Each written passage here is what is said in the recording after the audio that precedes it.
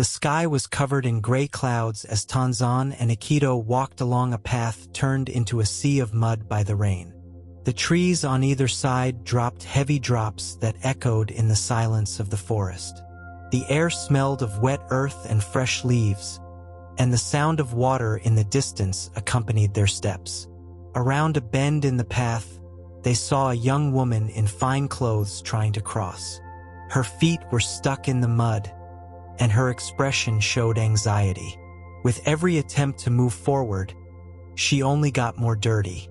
Upon seeing them, her eyes reflected a ray of hope. Without hesitation, Tanzan approached, gently lifted her, and carried her across the path. The young woman bowed her head in gratitude and left without saying a word. Ekido watched in silence, but his furrowed brow betrayed his discomfort. They continued walking, and the forest enveloped them again in its stillness. However, as they moved forward, Ekido's mind stirred like a river after a storm. Hours later, unable to contain himself, Ekido spoke. "We monks should not touch women. How could you carry her in your arms?" Tanzan smiled without stopping. His voice was calm, like the wind moving the leaves effortlessly. "I left her on the path hours ago. Why do you still carry her with you?" Ekido felt a shiver run down his back. Tanzan's response echoed in his mind like an endless reverberation. He couldn't respond immediately. He looked at the wet ground, his own feet covered in mud. He realized his thoughts were as trapped as the young woman in the mud. The path continued ahead of them, and the sound of water in the distance now seemed clearer, as if the earth itself wanted to remind him of something. Ekido sighed and let his thoughts scatter with the breeze. There was still a long way to go. The sun began to peek through the clouds, and the forest seemed lighter with each step. Ekido felt the weight of his own worries gradually loosen, though something still remained in his chest, like a leaf caught in the current. As they walked, they reached a stream crossing the path. Tanzan, without stopping, nimbly jumped over the stones and continued ahead. Ekido, however, stood staring at the water, observing its constant flow. He inhaled deeply, and with a slow gesture, bent down and immersed his hands in the current. The cold water ran over his skin, carrying away the mud and the fatigue of the journey. He closed his eyes for a moment, and when he opened them, he felt that something inside him was also being cleansed. Finally, he stood up and crossed the stream, following Tanzan's steps. The forest, with its gentle breeze and fresh air, now seemed more welcoming. Ekido let out a slight smile. Perhaps, after all, he had also learned to let go. The path grew narrower and rockier. Tanzan continued ahead with a serene step, without looking back. Ekido, on the other hand, walked a few steps behind, immersed in his thoughts. He observed the figure of his companion and wondered how he managed to move so lightly, as if nothing weighed on his shoulders. After a while, they arrived at a clearing where an old tree with twisted branches stood. Tanzan stopped under its shadow and, without saying a word, sat on the grass. Ekido followed his lead, still not fully understanding his own restlessness. The wind gently moved the leaves above them. Tanzan closed his eyes and breathed deeply, enjoying the moment. Ekido watched him in silence and, finally, spoke. "Tanzan, how can you let go so easily?" "I try, but my thoughts always come back." Tanzan slowly opened his eyes and looked at Ekido with a serene smile. "It's because I don't try to hold on to them. If the thoughts come, I let them pass, like the wind between these branches. Don't fight them, just observe them, and you'll see how they leave on their own."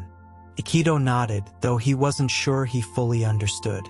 He closed his eyes and tried to follow Tanzan's advice. He listened to the wind between the leaves, the murmur of life in the forest, and little by little allowed himself to simply be there, without holding on to anything. Time passed slowly.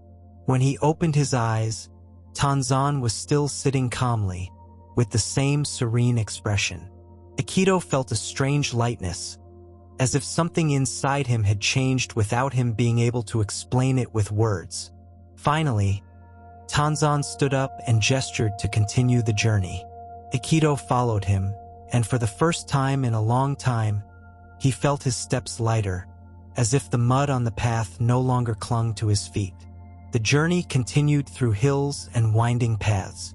The afternoon slowly descended, tinting the sky in golden tones. Ekido walked in silence, observing with more clarity everything around him. The fresh breeze, the crunch of fallen leaves beneath his feet, the distant murmur of a stream hidden among the trees. As they crossed a small wooden bridge, Tanzan stopped and looked at the reflection of the sky in the water. Without turning, he said softly, "Water never clings to anything, and yet it gives life to everything it touches. If you let your mind flow like water, there will be nothing that can disturb you." Ekido contemplated his companion's words. He watched the river, its constant and effortless movement. Something inside him began to clear, as if the mud in his mind was finally being carried away by the current. He sighed and smiled. For the first time in a long time, he felt that the journey was no longer just a path but a lesson in itself. The sun began to set behind the hills, painting the sky with fiery tones. Tanzan and Ekido continued their journey in silence, but this time the stillness was not filled with doubts, but with understanding. Suddenly, in the middle of the path, they found a large rock blocking their way. Tanzan, without hesitation, went around it and kept walking. Ekido, however, stopped and stared at it. "What stops you?" asked Tanzan without turning. Ekido sighed and shook his head. "Nothing," he replied, and with a slight smile continued on.